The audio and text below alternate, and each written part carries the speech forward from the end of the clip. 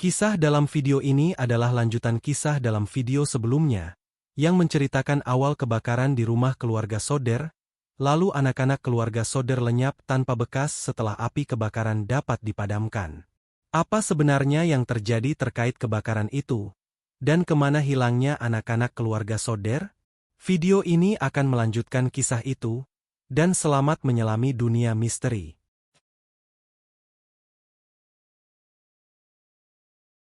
Mengenai dugaan pemicu kebakaran, penyidik awalnya menyatakan berasal dari korsleting kabel-kabel yang sudah tua. Namun, George Soder membantah kemungkinan itu karena dia baru saja merenovasi rumah dan memperbarui serta membetulkan jalur-jalur kabel tersebut. Laporan dari saksi-saksi juga menegaskan tidak terjadi korsleting listrik. Karena pada saat rumah terbakar, para warga yang datang membantu masih melihat lampu hias Natal dan lampu di lantai 1 masih menyala. Jika korsleting benar terjadi, tentu lampu-lampu di rumah itu akan padam. Sementara petugas telepon, yang datang ke lokasi, melaporkan bahwa kabel telepon rumah itu tidak terbakar, namun telah dipotong secara sengaja, dan titik potong kabel tersebut sekitar 4,2 meter dari permukaan tanah. Kabel itu tentu dipotong setelah tengah malam, karena sebelumnya Jenny sempat terbangun oleh telepon yang salah sambung. Lalu apa yang memicu kebakaran? Jika korsleting bukan biang keladinya, tentu ada sesuatu yang lain. Salah satu saksi peristiwa itu adalah seorang sopir bus malam jurusan Fayetteville-Charleston. Berdasarkan kesaksian sopir tersebut, dia melihat sesuatu yang terbakar lewat tengah malam, dan menabrak atap rumah keluarga Soder. Kesaksian itu tampaknya menjelaskan suara yang didengar Jenny saat ia terbangun dari tidur untuk kedua kalinya. Tapi benda apa yang menabrak rumah keluarga Soder? Pertanyaan itu baru terjawab setelah 3 bulan kejadian. Sylvia, salah satu anak dalam keluarga Soder, menemukan sebuah objek berwarna hijau tua, terbuat dari karet keras seperti bola basket. Berdasarkan pemeriksaan, benda tersebut diakini sebagai semacam bom Molotov.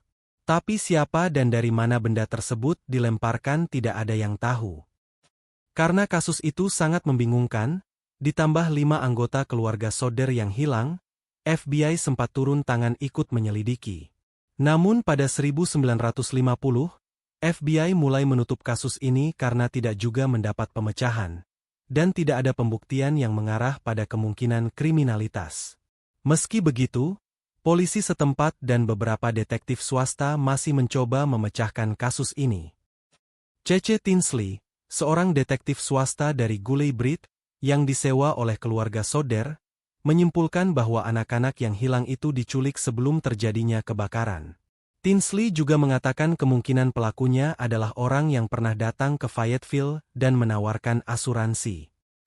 Waktu itu, ada orang menawarkan asuransi pada warga Fayetteville, tapi tidak ada yang tertarik dengan tawarannya. Mungkin karena marah, orang tersebut mengancam akan membakar dan menghancurkan kehidupan warga Fayetteville.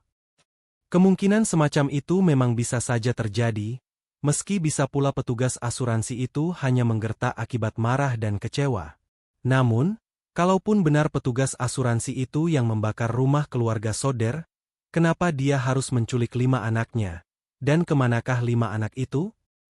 Mungkin akan lebih mudah kalau misalnya ada surat atau permintaan tebusan bagi anak-anak tersebut, sehingga bisa disimpulkan kalau anak-anak itu telah diculik. Tapi hal semacam itu tidak terjadi dalam kasus ini.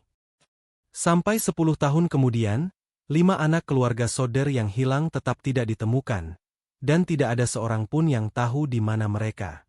Padahal keluarga Soder sudah menawarkan $10.000 bagi siapapun yang bisa menemukan anak-anak mereka. Jumlah uang yang ditawarkan itu sangat besar, khususnya untuk zaman tersebut. 20 tahun setelah peristiwa kebakaran itu, keluarga Soder yang tersisa menerima sebuah surat yang di dalamnya terdapat sebuah foto.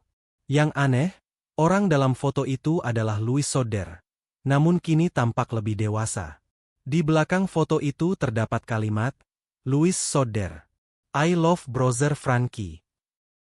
Siapakah Frankie yang disebut dalam kalimat itu? Siapa pula yang mengirim foto itu?